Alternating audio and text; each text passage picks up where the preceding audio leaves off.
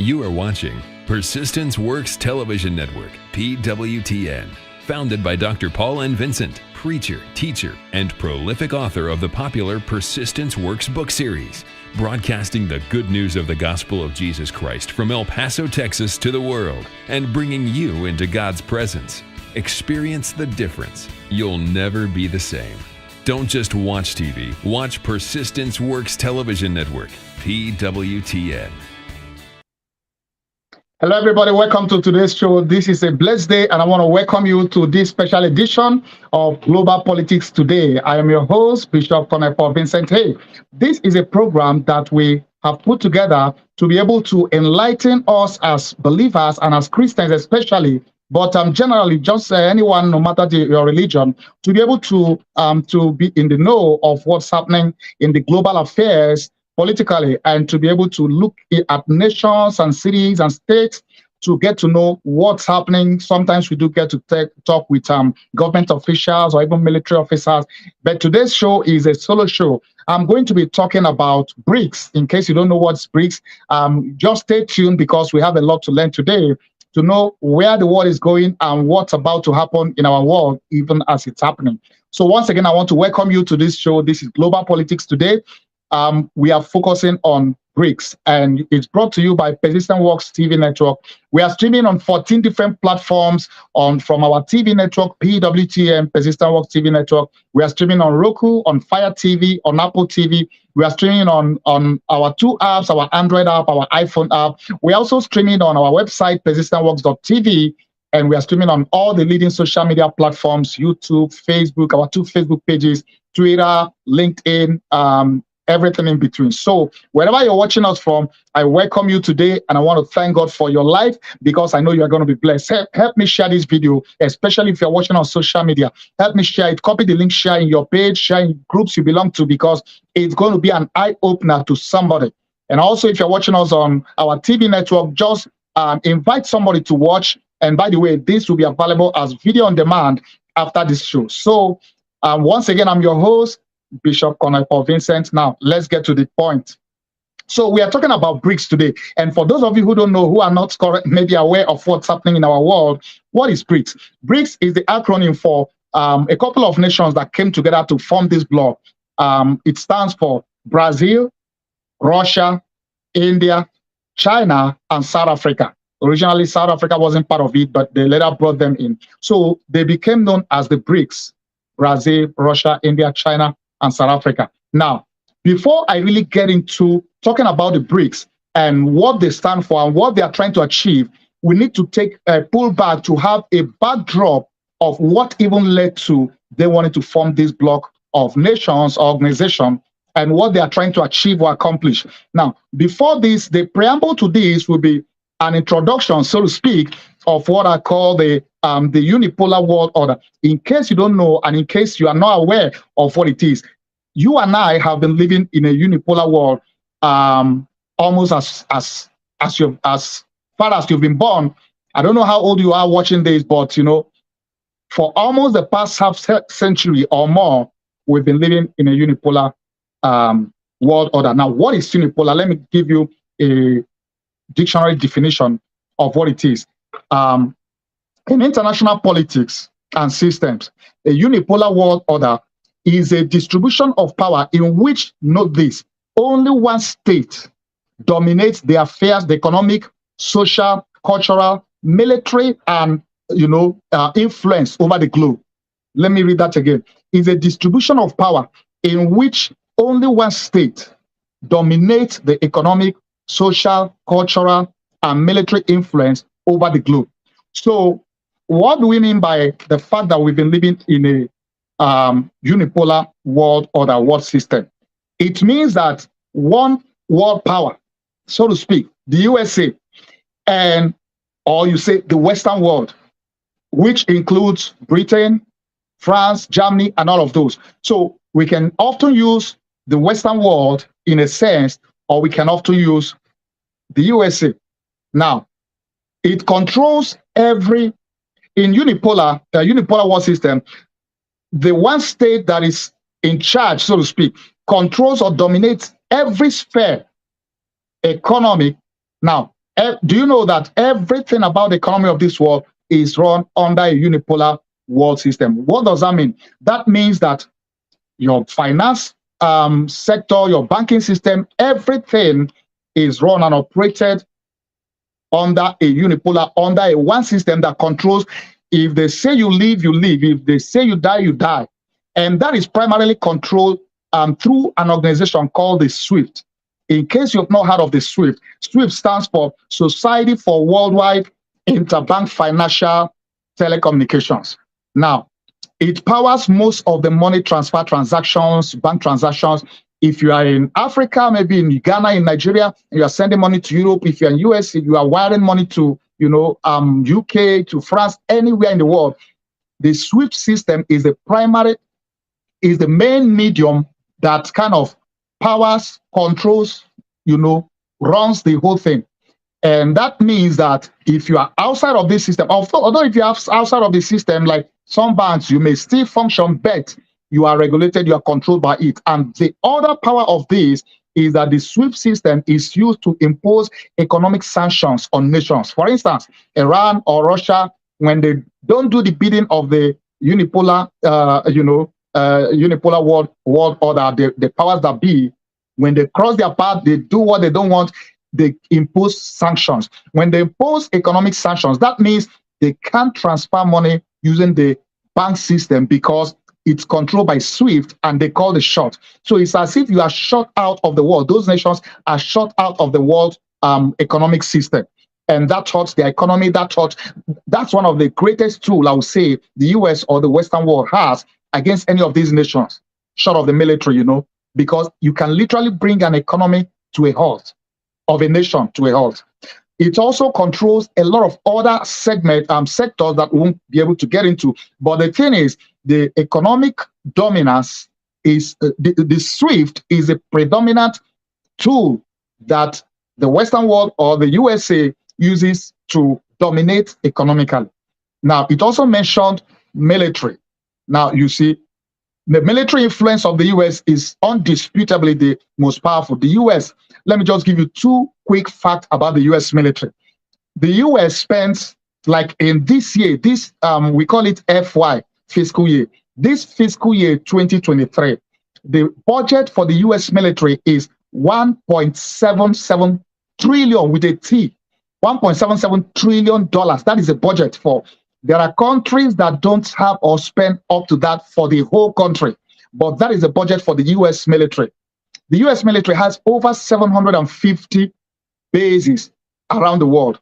750. So undisputably, the US is the dominant military power around the world. I mean, countries like China, Russia are trying to catch up, but they are still far behind. So what does that tell you? The unipolar world order, the US military runs the show, and it's undisputable. I know that there are many other nations that have been trying to, play catch up, but it's going to be a while. Now, not only that, culturally, you see, and the thing is that whatever it is they choose to do or decide to do, the unipolar world system is as if everybody agrees. Look at the media. They control the media. Whatever narrative they want the media, the story you hear to be, that's what, whichever channel you turn to, it's as if they all got the memo. And whatever they want to agree on, whatever they want to say, you can hardly hear a dissecting view because they are all part of or controlled by the same system. Culturally, the same thing. Have you seen the things they are trying to push down? Like, for instance, an African country may say, hey, you know what, we want marriage between a man and a woman. And then you see the powers that be, the Western world, led by the US. And of course, because US in recent years has become more liberal and more have adopted policies that I'm not exactly sure how to put it, but are like almost setting a wrong example. And when some nations say, you know what, we don't want to follow your example, hey, they hit them with a fine, they hit them with sanctions, they withdraw support and what have you. So that is what happens when you have a unipolar world where one state calls the shot, or one bloc, the Western world, calls the shot, or the Western nations calls the shot, and you agree, fine. If you don't agree, you are in trouble. And this has been the case. So from the economic to the social to the cultural to the military influence. They dominate in every area. So you see a situation where some nations are trying to do their own thing or just live by their own rules. If you don't play by the playbook of the powers that be, the unipolar, the guys that control, the nations that control the world order, you will be in trouble. Now, this has been the case. Many nations have had. I mean, you can't really fight them, because you try to fight them, you have yourself to blame, because wherever you go. And another thing I should have mentioned, under the economic dominance, bodies like IMF, the National Monetary Fund, the World Bank, they are all part of the tools they use to control, to impose sanctions, to control, to affect the economies of nations. And I know in many nations, many developing nations especially, IMF will always come out, the World Bank, hey, you need to adopt austerity measure. You need to devalue your currency. You need to do this, take out loan, to help your development. And you take out those loans and you can't pay back and you are stuck for life. And many countries, many African countries, many developing nations, they are paying the interest they are paying on the debt they owe to these organizations will take almost forever to pay. And servicing those debts affect how they run their country and what they are able to do with their resources. Now, that is a scheme, so to speak, of the unipolar world to keep many of these under check, under control. So what happens? At the end of the day, the economic, social, cultural, and military influence is dominated by one nation or one block of nations. So that is a summary of what it is to have a unipolar world, which we have been living in. Now, that brings me to the next point. Next thing I want to talk about. Now, as a result of this, a couple of these nations, which is China, Russia, India, Brazil, they all have, some have had, for instance, Russia have had, it has had its thing with the US for many years, with the West for many years. Now, the war happening in Ukraine has actually helped all of this because the Brics have started quite a couple of years ago. But in recent time, what's happened this August especially, is what is making history to be made with this Brics. So let me give you a quick snapshot of what Brics has been or is all about. So I said that it represents, Brics stands for Brazil, Russia, India, China, and South Africa. Two of these nations, which is Russia and China, they are permanent members of the Security Council. When you are a permanent member of the UN Security Council, it means you have a voting right. You can veto now if they want to. If they want to go fight a nation as the United Nations, the Security Council has to vote to say, hey, we're going to go fight this nation. If one nation that has a veto power votes and said no, UN can't do anything. I mean, the US can lead other allied forces, maybe Britain and France and all of those who will back them up to go and fight, but they can't go as United Nations, because once the Security Council votes, once a permanent member vetoes any of those kind of moves, that's the end. So these two guys are part of these two nations. They are part of these Brics. And what are they trying to achieve? Now, they had a conference just this past few weeks, last week, I think 24 to 26 or so of August. And in these, they now expanded their membership. They invited 6 other nations, namely Saudi Arabia, Argentina, UAE, which is United Arab Emirates, Egypt, Iran, and Ethiopia. They invited them to, come join them, be part of them, and those ones are now part of them, effective 1st January 2024. So there are 23 other nations that have applied, that are, a lot of nations are queuing up to be able to join, to be part of it. What are they doing? They are trying to provide an alternative to the unit. So in other words, we are trying to get into a multipolar world order. So they are not satisfied with the unipolar world order, whereby a country, US or the Western world, a block of countries, run the show, calls the show, tells them what to do, what not to do, and when they try to do their own thing, it won't work.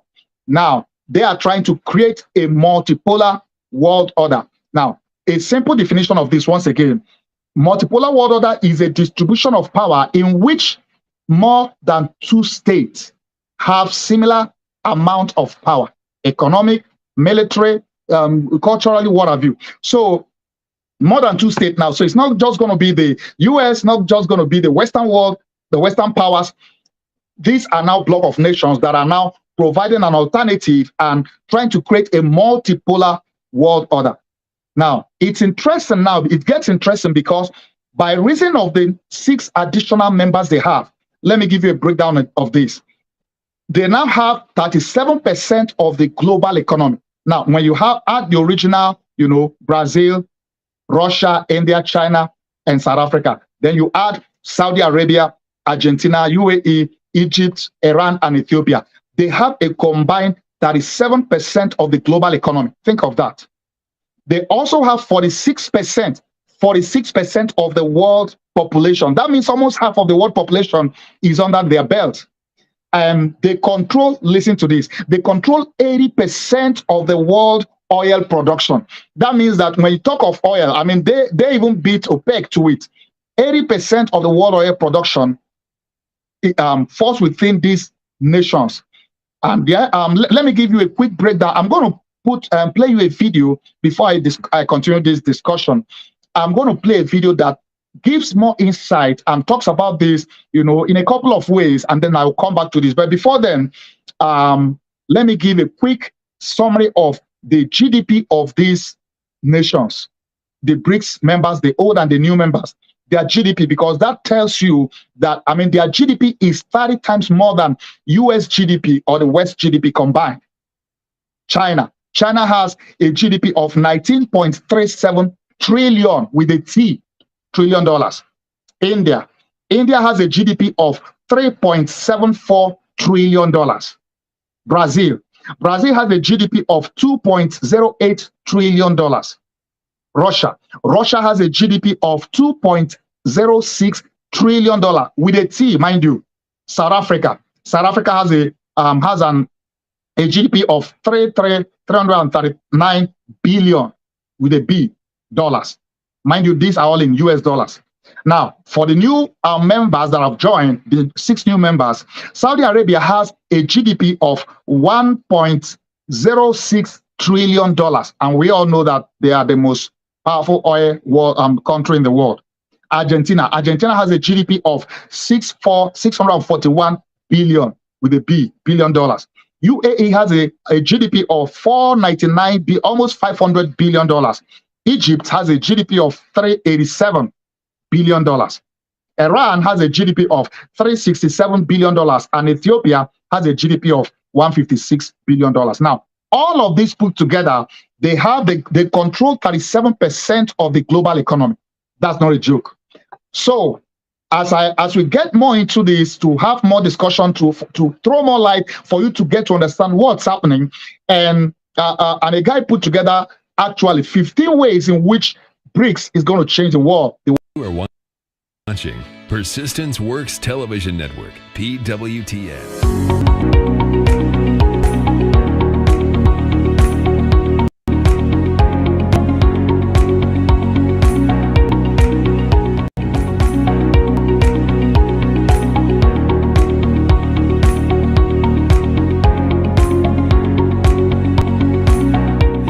Brics group has no headquarters, no rule book, no procedures, no membership application process, but it's already changing the world. I've been talking to financial experts about the group, whose biggest members are India and China. Here are 15 things you need to know.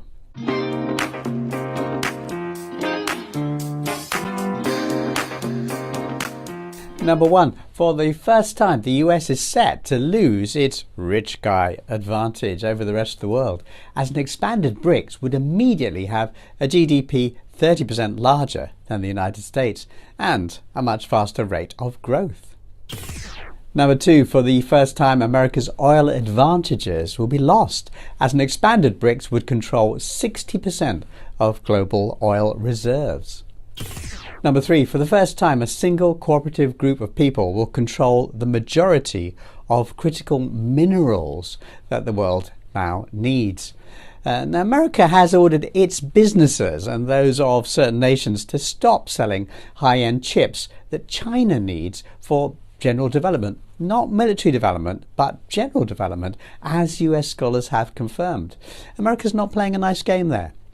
BRICS could play America's game but with critical minerals instead. Number 4, for the first time, an international body would have a genuine mandate to speak for the people of the world. The 5 core members of Brics already contain more than 40% of humanity, and there's a huge queue of countries lining up to join, including Indonesia, another one of the world's biggest countries by population. In comparison, the US has elected itself the world's policeman with just 4% of the global population. And in a related point, NATO has suggested itself as a global security body. But all the NATO countries put together have only about 13% of the world's population. Brics is already, before its new members join, 3 times the size of NATO.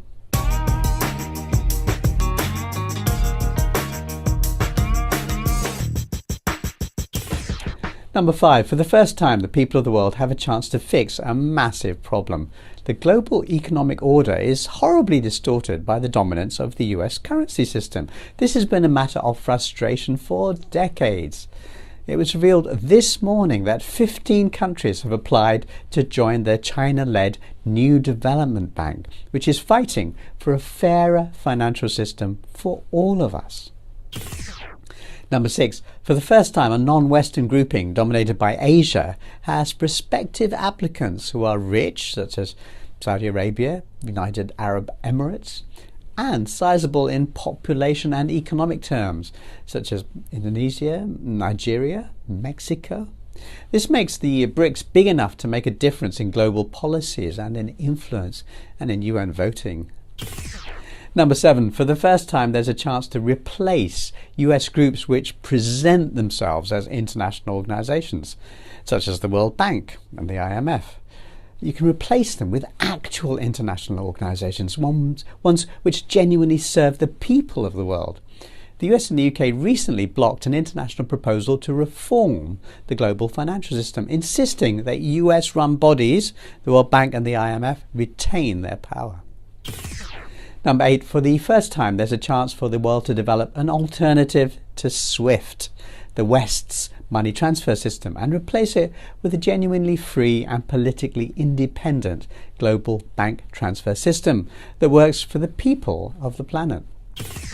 Number 9, for the first time, there's an opportunity for poorer countries to stand together against the West's unfair and rather gratuitous deployment of unilateral sanctions and secondary sanctions. Now, these cause enormous harm to the innocent and have done for many, many decades. Number 10, for the first time, there'll be a body big enough to halt illegitimate actions favoured by certain Western countries, such as the seizing of other nations' assets, the freezing of other nations' bank accounts, the snatching of other nations' oil, and so on. Number 11, for the first time, discussion of the healthy growth of countries and the international economy will be free of the distorting Western lens. What is clear is there is a multiplicity of discussions on development and investment issues, and these conversations no longer all flow through a Western lens. That's what Sir Danny Alexander, a former British government minister, told the Financial Times this week. Number 12, for the first time, there will be a body big enough to point out that the imaginary rules-based order is the exact geopolitical equivalent of the emperor's new clothes. That much-quoted list of rules doesn't actually exist. The people who keep using it as a verbal weapon, no, it doesn't exist. The people attacked by it, no, it doesn't exist. But who's there on the global stage who is big enough to say that?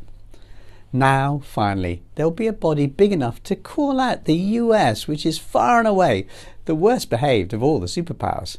The US has refused to sign and or ratify at least 40 international agreements. Yep, I said 40, not 14, 40. And to sum up what I'm saying, consider this. For the first time, there'll be a body big enough to say no.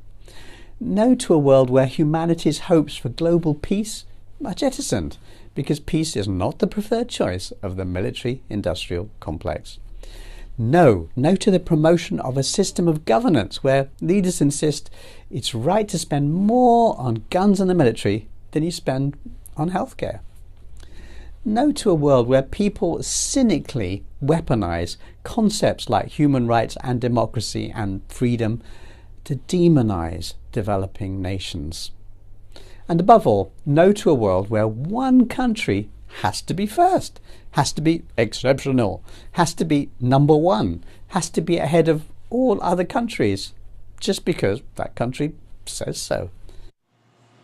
We must be number one in the world to lead the world in the 21st century.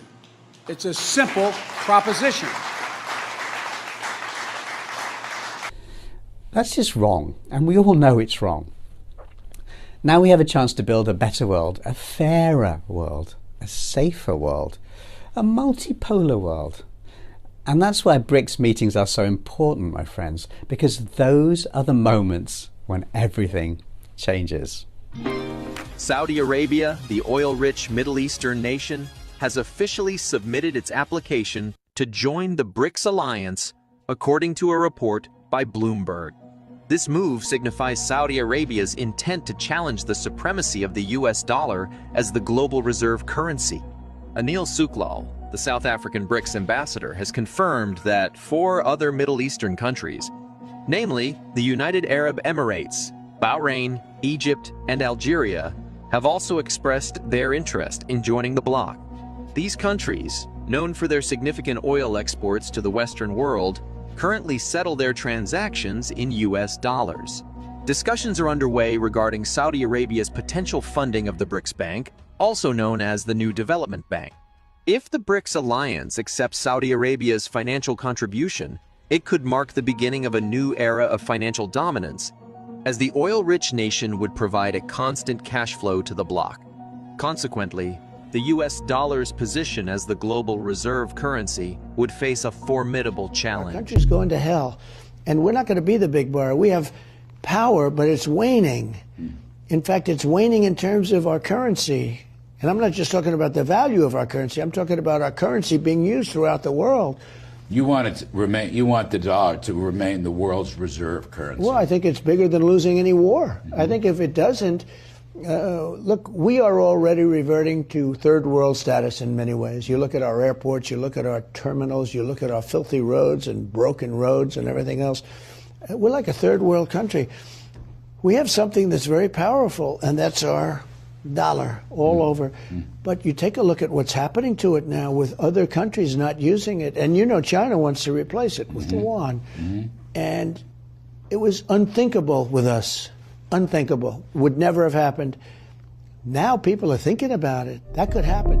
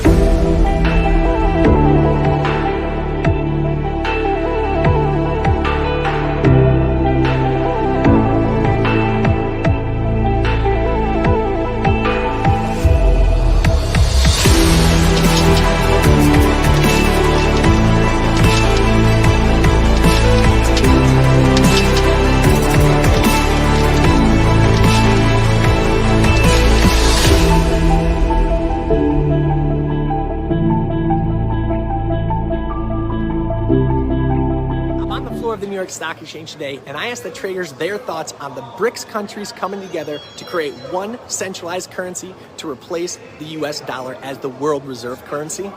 And they literally laughed at me. About 90% of the foreign exchange transactions involve the US dollar. It absolutely dominates. Yeah, but Taylor, the Brics countries are going to back their currency with gold. Good luck backing your currency with gold that the US owns 2 times as much as all of the Brics countries combined. And yeah, Vladimir Putin and Xi Jinping, they're going to be able to make unanimous economic decisions. Okay, even if this was a legit thought. All right, welcome back. Well, you're watching Global Politics today. And Global Politics, and today we are focusing on the BRICS. Now, this is a show, a TV program that we bring to you on Persistent Works TV network, where we look at different nations of the world and we look at different cities or states, focusing on one nation or one state at a time to know what's going on in those nations and their policies and how that impacts our world or even its role even in end times. Now, today we are dealing with the BRICS.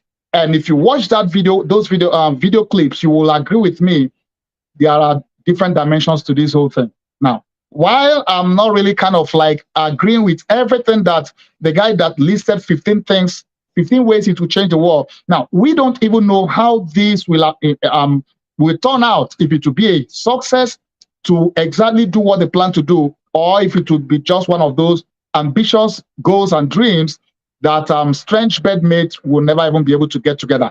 Only God knows all those details, but there are things I want to bring to your attention. I want to address as a result of this video and as we continue this discussion. Number one is the dollarization of the economy, world economy. US doesn't joke with the fact that the world trades in US dollars. And you can hear President Trump right there in that interview pointing it out. You can also hear Joe Biden talking about the fact that US has to be number one. I mean, America doesn't joke with, doesn't apologize for that. And I'm not here to say that's right or wrong. Being an American myself and the US military, and I thank God for the US military, for the US as a nation. I thank God for all that God has used them to accomplish over the years. Of course, there are many things that they have done as a nation that has not been exactly good or perfect. But you see, there are many areas in which US have helped to really stabilize and make the world to be a more peaceful place. And you may disagree with that. And there are many areas, of course, where we know that they've also caused more trouble. And there's always two sides of the coin. So, but that's not the purpose of this. I'm not here to defend us or the US also. But the truth is that they have been the unipolar world and have controlled the unipolar world order that we have all been and lived in over the years. But the reality is that countries like China, Russia, especially, and then maybe Saudi Arabia, Iran, they are not happy with that status, and they are not happy with the fact that dollar has so much power that they have to pay for the oil they sell or they buy or anything they buy in dollars. Do you know that many of the wars that have been fought, of course, there may be the aspect of terrorism and all of that, but at the back, at the base, at the root of most wars have been the fact that oil and dollar have been at play. The heart of some of the wars, Iraq war, even Libya war, because these are wars or nations that, but left for themselves, they were planning to have an alternative to the dollar in selling their oil. Iraq and Libya especially. And now US doesn't joke with that. So when you try to replace the dollar and that plan goes far, it seems as if the US has a way of wanting to stop it by all means. But we will live to see how this plays out. We don't know how this all will play out. But the fact that the BRICS now control 37% of the global economy, they control 80%. I read 80%, even though the guy on the video said 60%, whatever it is, between 60 and 80% of the world oil production. That means that it may not be business as usual. If they get along well and their plans succeed over time, if you watch that draft, that breakdown of the forecast that played in that video, you will see that by year 2028, the BRICS versus G7, you will see that there's going to be so much disparity that already the the BRICS is already overtaking G7 or even G20. But by 2028, there's going to be a clear dichotomy. It's going to be so clear. The margin is going to be so wide because they have the population, they have the oil economy. I mean, talking of BRICS, they have the population, they have the oil economy. And mind you that, and they have the population, they have the global economy. I mean, 37%. Mind you that there are other nations that have queued up, that have put in application. 22 or 23 nations already are on standby. So by early next year, maybe many of them may be accepted, and that will mean that they may be the biggest bloc among other, world bodies that have different interests. So the issue of the dollar is a key reason, I believe, why they are trying to come together. And we know China has had, this is another takeaway from this whole thing. BRICS might have a lot of nations involved, but looking at it objectively, it also seems as if it's China's game plan for world dominance and to overtake the US. China, of course, Russia. Now, we'll get to Russia later. China is not happy with the fact that US is the world power, controls the world economy in a lot of sense. The dollar, everything is in dollar. They have worked tirelessly for years to overtake that, to change that. So BRICS may now be the platform on which they are able to do that. Because if that succeeds, that means that the world is not going to be trading in US dollars as much as it is now. It's not going to be the global reserve currency. I mean, you can see the concern that world leaders, President Trump and President Biden, you can see the two key propositions or points and concern they raise. That is a typical America. America wants to remain number one. America wants the dollar to remain number one. And the global, the heart of the world economy. And you see the guy also in that video that was that the guys in Wall Street are literally laughing and like, hey, you know what? They can keep dreaming. So it's true that some of these guys don't think it's something that will happen today, but maybe the groundwork is already being laid for dollar to be dethroned.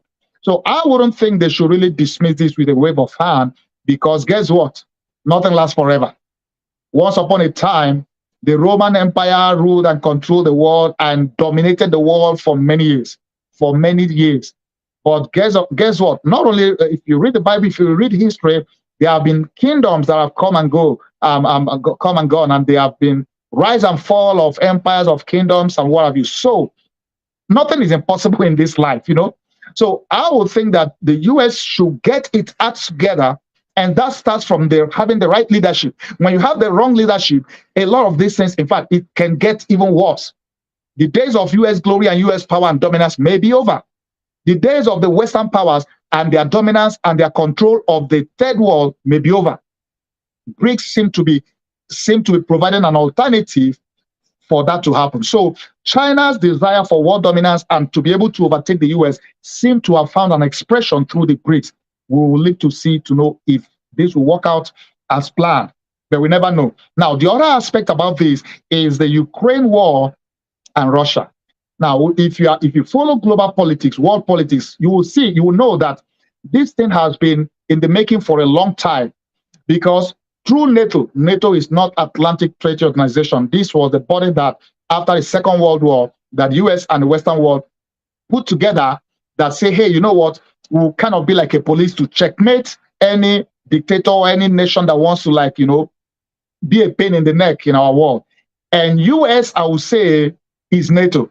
US funds it militarily, financially, and all that. Most of the European nations that are part of NATO, they don't really do much, which was why when President Trump was in office, he pushed them, he pressured them to step up to do more, contribute more resources, more, military-wise. Because most of the European nations don't pay attention to their military, they don't pay attention to all of that. So US, I would say, has been the backbone of NATO. So when Russia under Putin sees NATO encroaching near its territory, now it's not comfortable. Russia is not comfortable having NATO, which by extension US, to be at its backyard. And I think where they miss it over the years in the foreign policy of the US and NATO and most of Europe, they will have really had a situation where they are able to look at, pay attention to Russia's concern, but they didn't. And in trying to have a NATO base, which is by extension a US military base in Poland, in Ukraine, I mean, it's like they are coming closer home. They are getting to their backyard. And Russia don't trust these guys. Russia feels like it's been threatened, and it's war with Ukraine. It's all about control and dominance, because they feel if NATO comes, or NATO or US comes under its nose, its own survival is at risk. Now, all of this led to the war in Ukraine. While there are other political issues involved on that tune, but this is the heart of it. Russia doesn't want NATO US in its backyard, and US and Russia wants to be in his backyard, so as to checkmate them more. And so if anything happens, they are able to take them out. This has been the bone of contention. While Ukraine is the scapegoat, so to speak, but at the end of the day, you see that there is something bigger playing out here. It's all about control. It's all about dominance, which goes back to the unipolar world order, whereby the Western world, led by the US, wants to have and remain in control of everything, every area, that every nation, you either agree with them or you are taken out. Now, Russia now sees Brics as an opportunity. So not only China has its own agenda, Russia also now sees Brics as an alternative, a bloc that he can use to checkmate the West. In other words, mind you, remember that Russia has also been sanctioned. Of course, Iran has been sanctioned. Other countries in the past has been sanctioned when you don't do the bidding of the unipolar world order, US, the Western powers. At the end of the day, Russia now sees this Brics as an alternative, as a way by which they can actually fight back, so to speak. So that even if you sanction me, hey, you know what? I don't really care. Because now the new development bank they are setting up, if all things goes well, they won't really need the SWIFT anymore. They won't really need the Western banking system, because they will be able to do you can sanction them all they want. That doesn't affect them, because they are going to trade in their own currencies. They don't need the dollar no more. They're going to be able to use their own bank, new development bank, and their own system, an alternative to the SWIFT, to do whatever transactions and money transfers that your sanction won't have any effect on them. So in other words, the powers of the Western world or the US is going to be weakened to fight against the rogue nations, if I use the word rogue nation in quotes. And you see that the war has extended beyond Ukraine, Russia, because the whole of Europe is affected. You know that as the war started, they sanctioned Russia. And in sanctioning Russia, Russia fought back. Russia supplies Europe with over 40% of its energy. And I've always said to myself, Europe is in a situation where they are more concerned about global warming and not wanting to touch the environment, and yet they are drowning in a lot of areas whereby you have resources, you don't want to use it, but you want to get from somewhere else.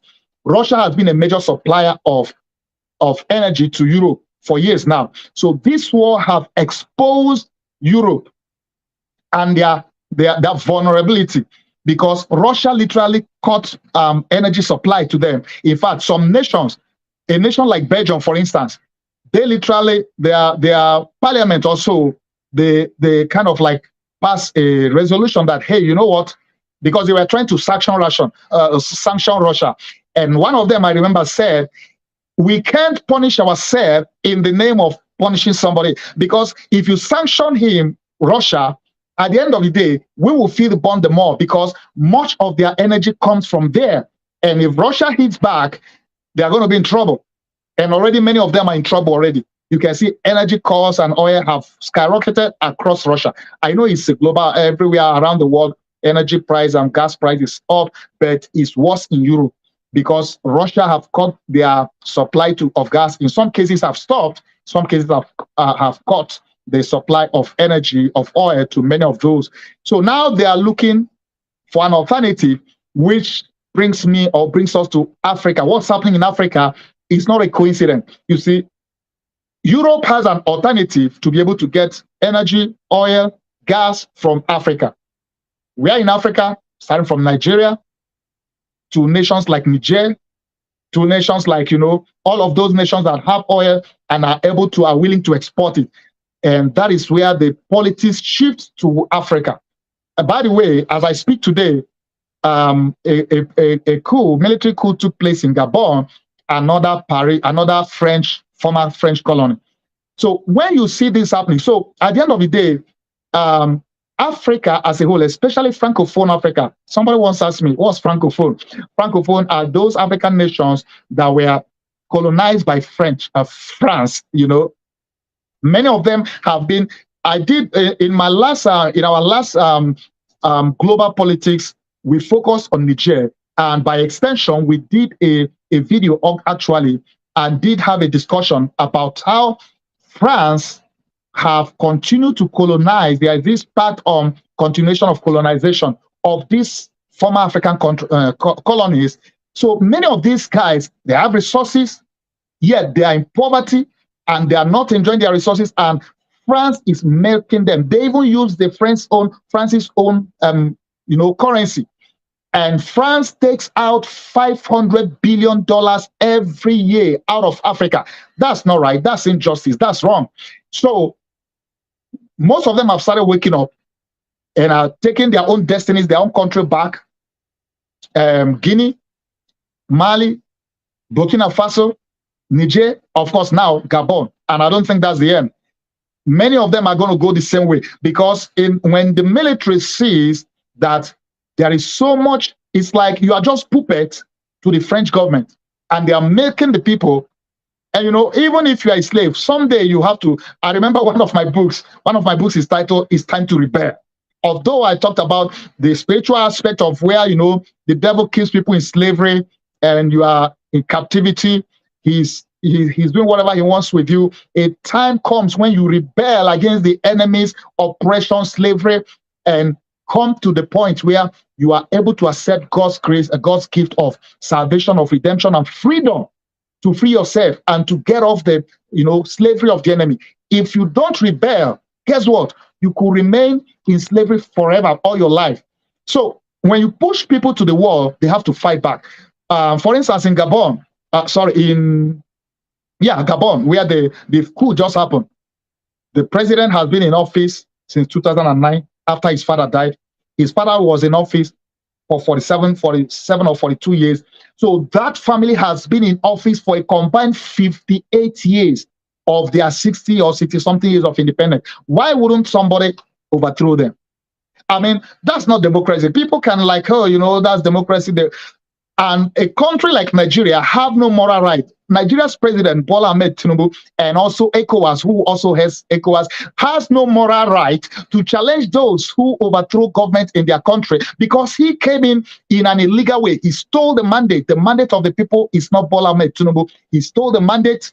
He rigged, he bribed his way through, he killed, people were killed. These things videos are all out there. We all saw and followed and knew what happened. So he has lost the moral right to even challenge or to question or to say, oh, you can't do that. What the military guys have done in Mali, in Gabon, in Chad, Chad had theirs a longer time ago. In Niger especially now, the Nigerian president has no moral right, has no authority to challenge them, because he has done even worse.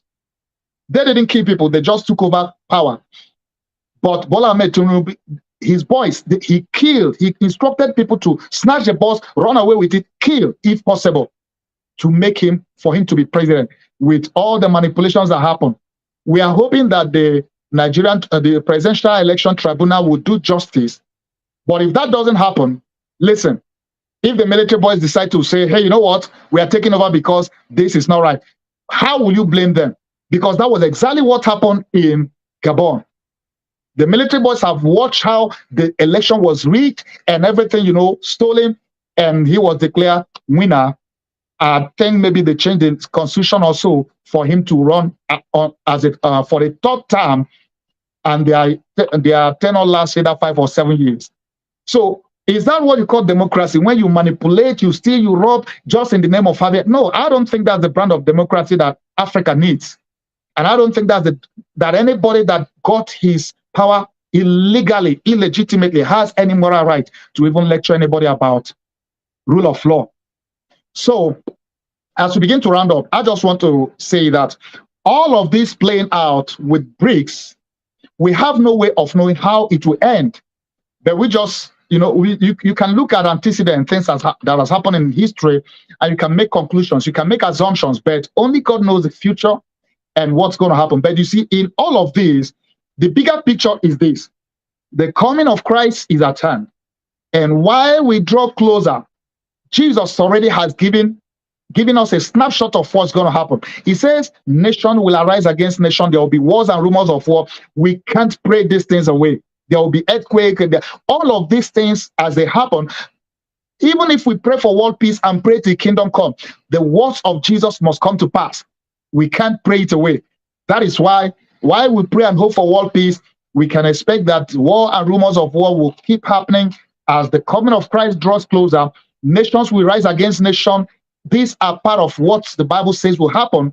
We can't wish it away. We can't pray it away. So all of this, why Brics try to provide an alternative to the unipolar world order. Now, in this multipolar world, we don't know how this will work out. China, Russia, India, are they going to be good bedmates, strange bedmates? Are they going to be able to put aside their differences for a long time? And Iran and Saudi, some of these people have differences already, but by themselves. Saudi and Iran don't see eye to eye. India and China also often have their issues, and other nations that will be joining eventually. So you will see that these may be strange bedmates, but they may put aside their differences to be able to work together to provide an alternative. And you see, the coups in Africa is primarily because they are now seeing an alternative. So most of them are seeing Russia as a new partner, an alternative to the French colonial masters who have exploited them for years. And the fact that Russia is in war with Europe, and the fact that Russia sees Europe as trying to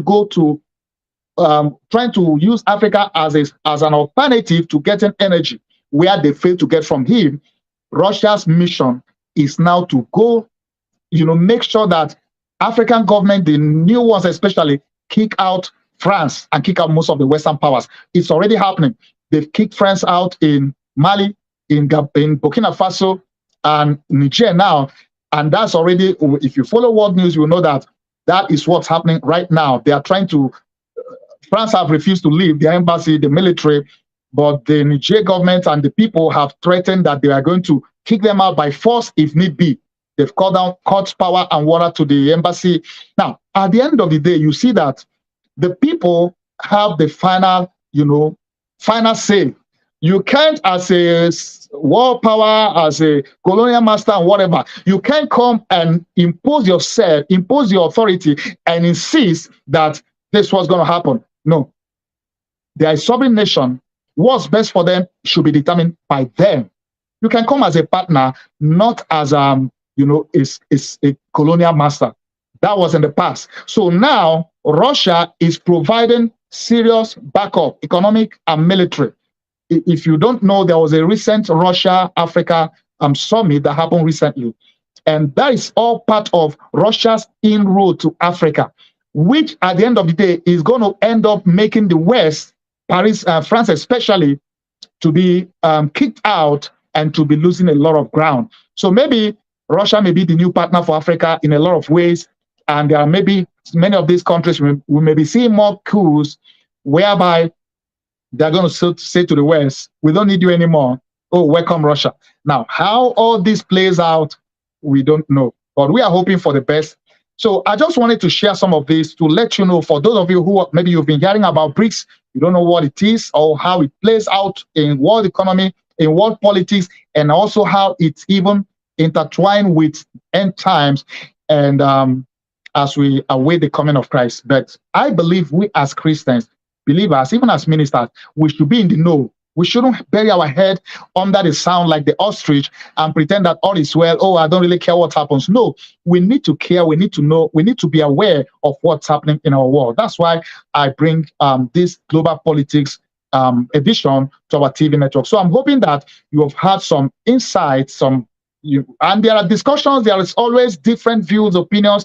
You are also right to hold whatever opinion. You may disagree with some of the analysis I've given or some of the videos you've watched, but whatever it is, hey, it's a free world. You are free to hold your opinion, but in any case, let's see how it goes, and we pray for the best and for the peace of the world. And I believe that God has the final say in all that happens in the world affairs. God has the final say. God is going to come. His end time plan for humanity, for mankind, is at play, and is going to play out no matter what. Even these nations and world leaders, many times they will actually be acting out the script that God himself has put in place, even without them knowing it. So we should rest and trust in the fact that God our Father, he has the final say. He knows what we can't give him a breaking news.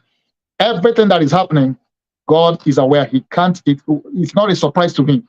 But I believe personally that all things is still going to play into the overall scheme of God and his end time plan for us, for humanity, and for us as believers. So this all means that we should get closer to God, stay more connected with our God, be prepared, because all these are pointing to one fact or point, that the coming of Christ is getting closer. We don't know when and how, and we don't know how close it is, but the world affairs tells us that he's almost at the door. That means we should be ready and we should be prayerful, because Jesus is coming soon someday. Well, I hope you've been enlightened, blessed, and inspired by today's edition on the Brics. So join me next week in another edition as I talk about or bring to you another interesting nation that we'll be talking about in global politics today. Focus on whatever we'll be focusing on next week. So find out.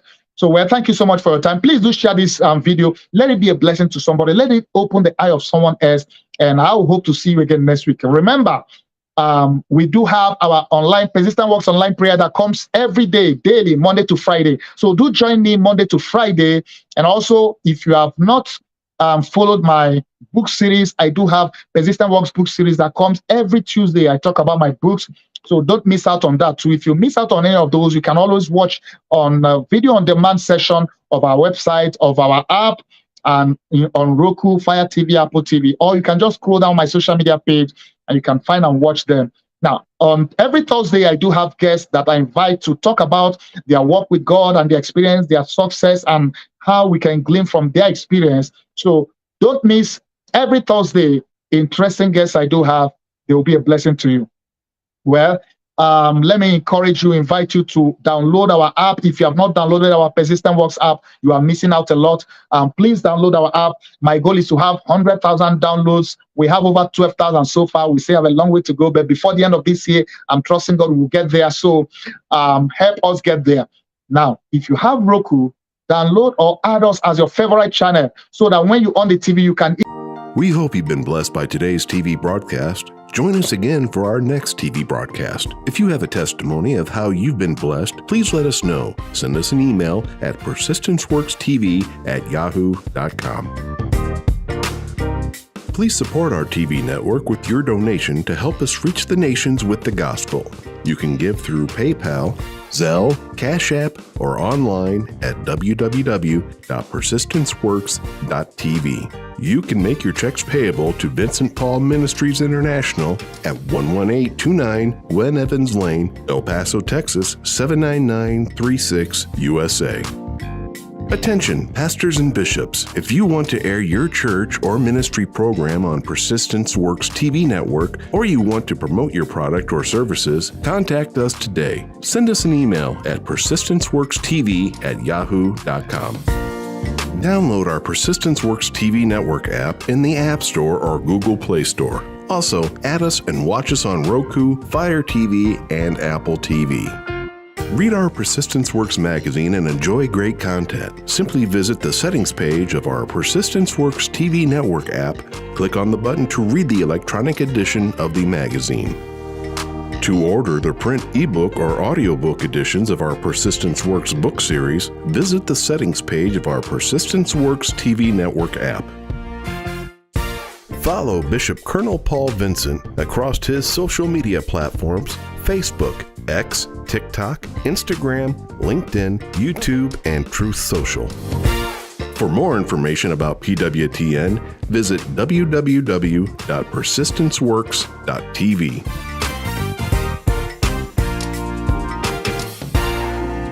Inspiration and motivation to reach your dreams in life? Are you trying to overcome discouragement? Do you desire a deeper spiritual walk with God? Do you question your destiny? Then the Persistence Works book series by the prolific author and international speaker Dr. Vincent N. Paul is written for you and is now available in paperback, audiobook, and ebook. Order today by calling 866-909-2665 or go online, persistenceworks.com. If you need that salvation, if you need that forgiveness, you can receive it tonight. Shout hallelujah. The anointing breaks the yoke.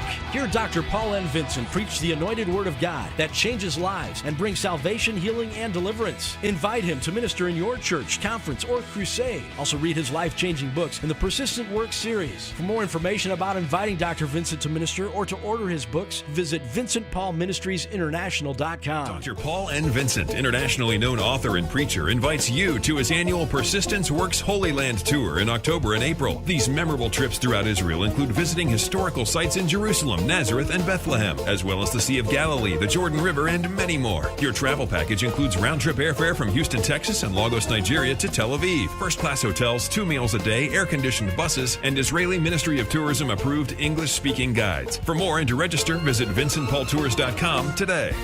For more information about PWTN, visit www.persistenceworks.tv.